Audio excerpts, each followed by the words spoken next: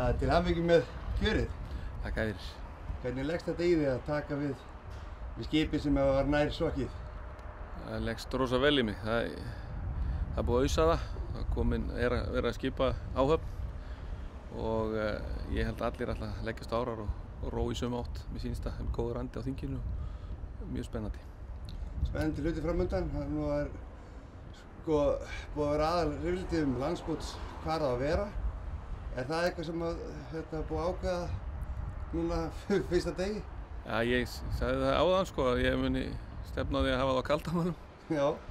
En svona öllu grínu slepptu þá er það sjálfsögðu eitthvað sem þarf að lenda og finna lausnir á.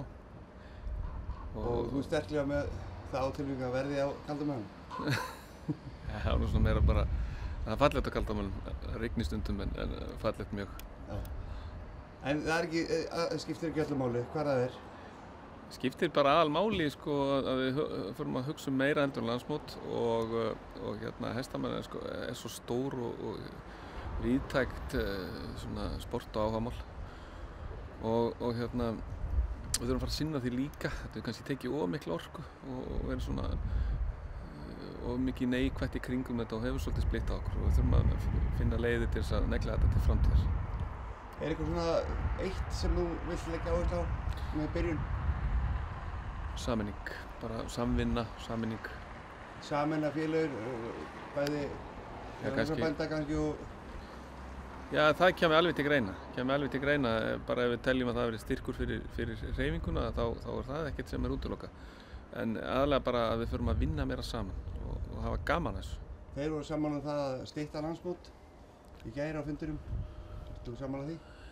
Ég er svo sem ekki komin inn að móta skoðanir á öllum þessum faktorum. Það er fullt af faktorum sem þarf að taka upp og ræða varðandi landsmót og hefur verið gert í gegnum árin og menn er alltaf að svona pröfa eitthvað nýtt og skoða nýja hluti. Það verður áfram þannig. Hvað með ungviðin? Á að gera eitthvað meira í samvætti við að breiða út sportunum betur? Það verður stöðnun í því? Já, ég held að það sé mjög mikilvægt verk að við förum að reynum að efla endurnýjun. Nýliðun heitir hann víst og kynna þetta þannig að við séum að fá meiri dýnamík inn í hreyfingun og fleira fólk.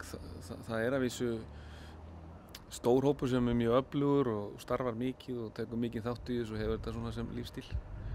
En það þarf að vera svona meiri endurnýjun. Fyrir þá sem þekkja kannski ekki alveg, þar sem þú býr nú hinum með við göngin. Þú hófst hestamennskur ungur eða ekki? Jú, ég byrjaði bara sem polli. Ég fæddist nú ekkert inn í neina hestafjölskyldu en var einhvern veginn með þessa bakteríu alltaf og lítið ekki látum fyrir en að ég náði að suða át hest og svo fjölgaði þeim einn á ári og hefur gert held ég bara síðan. Þú keppir? Já, aðeins. Og svo varstu formaður gæðingadómara?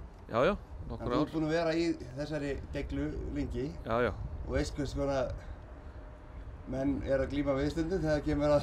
Já, ég veit alveg hversu skemmtilegt sport þetta er. Já, og heldur að þetta sé stærsta verkefni sem þú tekið á við í sambandi hesta? Já, klárlega. Ég held að gerast nú ekkert mikið stærri í þessum geira. Á þessum vettvangi. En ég bara er mjög spenntur og líst vel á þetta. Ofboðslega mikið af góðu fólki sem er til frambóðs til stjórnar og varastjórnar og nú er verið að telja það og það verður bara gaman að fara að vinna með hestamönnum all land. Til hamingju kjöru og gangi mjög vel. Takk fyrir það. Temja þessa fóla. Takk.